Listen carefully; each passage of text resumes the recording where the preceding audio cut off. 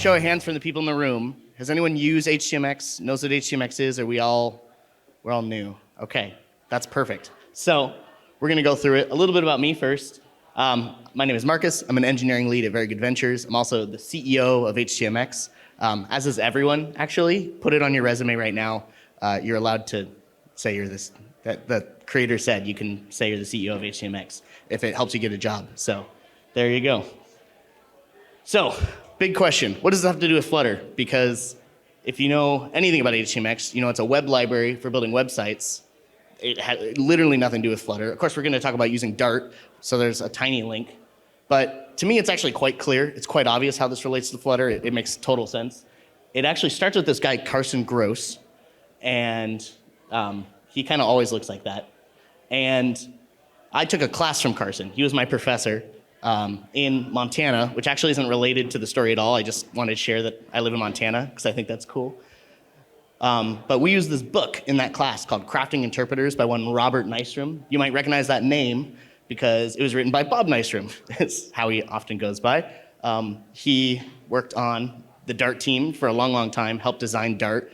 And Dart, of course, is what we use for Flutter. It's also what we use for Dart Frog, which will be relevant in today's talk. But the big kicker, Carson is the creator of HTMX. So in my mind, through the transitive property of flow, HTMX and Flutter are basically the same thing because of some random class I took in 2020 with Carson. So that's what it has to do with Flutter. Question answered.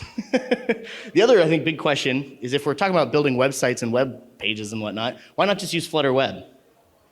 Well, there's, I think, 3 real reasons why Flutter Web might not be for you. First off, obviously, SEO. So if you need your site to be indexed by search engines, you can use Flutter Web. It's not going to work very well for that.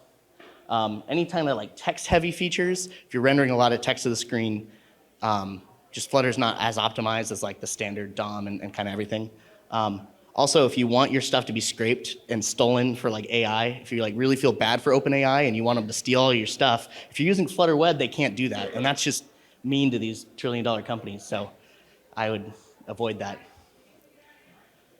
So what is it, fundamentally? Well, we'll start from the beginning. I know I've been talking a lot already and haven't even got to this point. Well, as Flutter developers, remember the DOM? This concept from web development? Of course, I'm talking about Dominic Toretto from Fast and Furious. No, I'm talking about the document object model. So this is the way, obviously, that HTML is represented in a web browser. However, don't worry, Dominic, he'll stick around as little Dommy here. He's gonna chime in from time to time. He lives life one PR at a time. No, so if you start a new Flutter Web app today, this is what you're gonna get if you look in like the web folder. This is your HTML, this is your DOM. Obviously Flutter Web just ignores it. It just puts up a big canvas, renders every pixel with its own renderer. So as Flutter Web people, we basically just ignore it. But of course, this is like the foundation of the web for a long time, and so there are certain advantages to using it. Also, I'm gonna give a little to, I think, really understand HTMX. You need some background into like classic web development. I don't know like everyone's background. Has anyone done a lot of web development around? Okay, about half. I suspected that the Flutter crowd might not know some like really basic Flutter web stuff, because I didn't for a long time. So some of you, this is gonna be like the most obvious, boring stuff you've ever heard. And then some of you, this might be the first time you're hearing it. So bear with me for a second. This is how the web works. You basically, in general, a client, a browser, makes a request. When you go to a site, right, you make an HTTP request, a GET request, right? Goes to the server does some stuff to fetch some data, returns it back to the client, and that's the standard model. But what if you want to add data, right? This was great in like the 90s, but now we need an interactive web. So enter forms. If you've never actually used a form this way, because I don't know if anyone actually does this consistently, you just give it a method. It has to be get or post, and then you give it an action. In this case, let's say it's a blog, and we're going to add a comment to the blog. Give it some inputs, and then that gets sent with the form data when you submit. So you have to have a submit input, right? This is like peak 2002, we're building the web. Luckily, if you are wanting to do this in Dart, there's this handy little package called Dart Frog made by the VGV team. Makes this really easy. You can just have on request, you can put your HTML in the body. We're going to see a bigger example of this later. Dami wants you to keep it in the Dart family.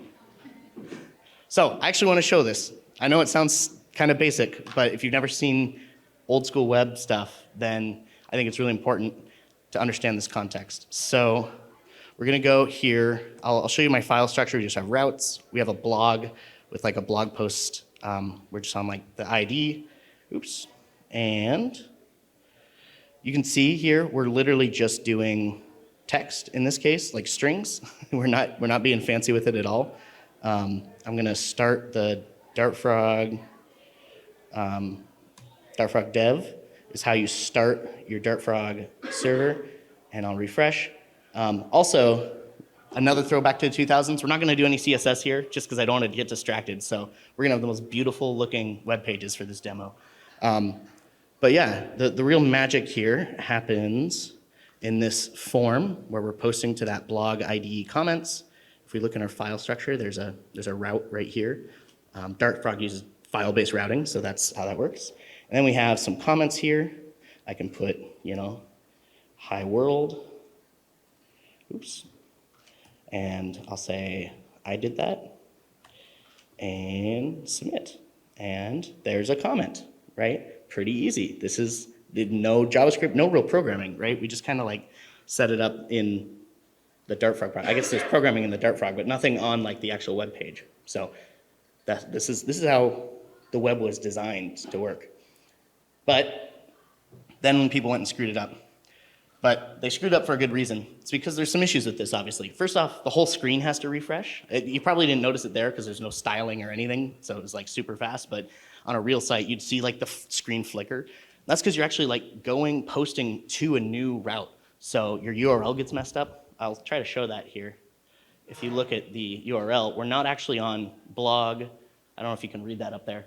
It says blog1/comments. So you actually go to the comments route. If you refresh, you ever seen a dialogue like this? Like, do you want to submit the form again? That's because you're actually at that route. So if I send that again, now we have 2 duplicate comments, right? This has been a problem for forever. You can only use get and post. Of course, if you know HTTP, there's delete, there's put, there's patch, there's all sorts of stuff. Not supported in just like the base browsers. You can only listen to click and submit events for forms. So let's say you wanted to like have like a mouse over where you make a request when you hover over something to like fetch more details. Not possible in normal HTML. And then you have to use either an anchor or a form. Those are the only 2 elements that can make a request in standard HTML. So like a button, you can't use a button. If you want to use a button, you kind of have to fake it by wrapping your button in a form, make it a submit button. It's not dynamic. And that's why people don't really do this anymore. A long time ago, they invented JavaScript to do this, right? So you can make the API call. Here we're adding an event listener to a form, and then doing a fetch request. This is kind of how everything, this is how it moved. Dami does want to chime in here. He can't believe we didn't use jQuery, which is the new hot thing, by the way. jQuery was like another thing invented, right, to make this simpler. So it's like you go from, we have all those restrictions to this, to now jQuery is making it better. But of course, people don't even really do that anymore because that's imperative and gross. So now they use React or Vue or Angular, whatever. And it's this big, long thing of JavaScript. You're running a lot of JavaScript on the front end, maybe with a virtual DOM. Speaking of virtual DOM, he actually is really busy today. Why don't you just use Next.js, right? Have you had a conversation with someone like this where you're showing them what you're doing and they're like, why don't you just use da-da-da?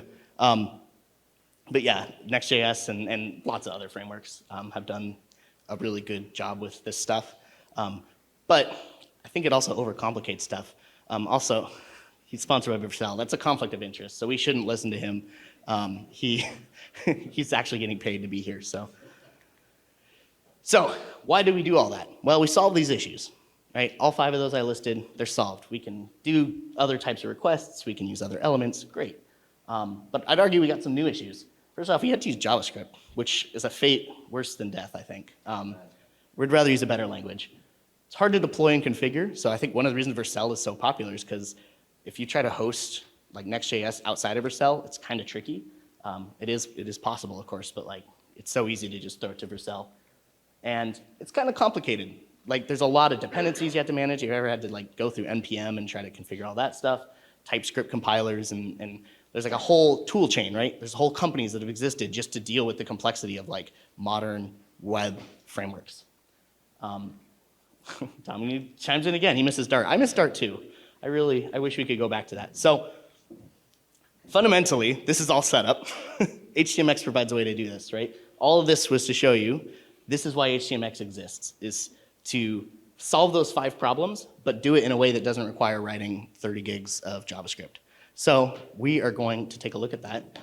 We're going to look at this example, but I'm just going to augment it slightly to use HTMX, and you're going to see kind of why this is so cool. So first off, I'm going to import some JavaScript, funny enough. So arguably, I think it's really funny. HTMX is a JavaScript library designed so you don't ever have to use JavaScript. He's like, I'll take the bullet so that you don't have to. And then my form, I'm going to take this little snippet here.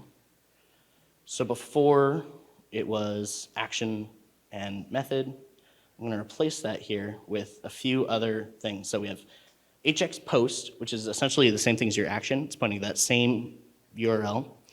We do have then HX swap. So you're able to like swap specific pieces of your UI. So in this case, it's just saying replace the inner HTML, like whatever's inside. And then we also have to give it a target. In this case, it's the comments, the ID. It's like a div with the ID of comments. There's this HX on after request. That's like a sneaky way to put JavaScript in your HTML. For this demo, it just makes it look a little nicer, but that one you can ignore. So anyway, that's all we had to do for this side. And then I am going to go into the actual comments route. So before, how this worked is we would add our comment here. We'd get it from the form fields. And then we would get our article, and then we'd build the entire article, because right, we had to refresh the whole page, go to the new route. So in this case, I'm actually going to say, we don't actually need the article anymore, so I'll get rid of all of that. Just build the comments. Just return just the comments. And what's going to happen is we're going to take just the HTML from the comments and put them in the div here that has comments, the one that we specified. So I'll save all that, and I'll go back to our blog. We still have those 2 before. We'll give it another test here, and then we'll see if the live demo gods are happy with me today. There it is. It looks like the same thing happened as last time. But behind the scenes, it was a lot different. It actually, if we open up the network inspector here, you can see, here, I'll do it again just so it's crystal clear here. You can see we actually made a request, a post request in this case, to the comments, and you can see it returned that HTML for the comments. And so it didn't reload the whole page. All those things worked. So we fixed our 5 problems, and we didn't have to write a single line of JavaScript. I think that's great. And then the other cool thing is, let's say we want to have a delete button on one of these comments or something like that. You can just use HX delete, and now you have semantic HTTP requests again. If you wanted, again, to have like a mouse over and it fetches some data on mouse over, you can use any standard event that you could listen to in JavaScript. So this is HTMX. As you can see, it's not much. There's not much to it, but it allows you to create web pages and websites with whatever language you want. And in my case, that's always Dart. And it allows you to kind of to avoid all the craziness of the web development world today and kind of just skip over it. So with that, one more thing. If you want to learn a lot more, htmx.org is your spot, but the essays specifically you should check out, because there's a whole theoretical bit to this that I didn't talk about, like self-describing APIs and stuff, that if I talked about that, it wouldn't be a lightning talk, it'd be a 2-day talk. But I highly encourage you to read them if you're interested. They're fascinating stuff about it. But with that, thank you very much. Oh, and Dami has one more thing. Let's get some Coronas. It's too early. It's too early, Dom.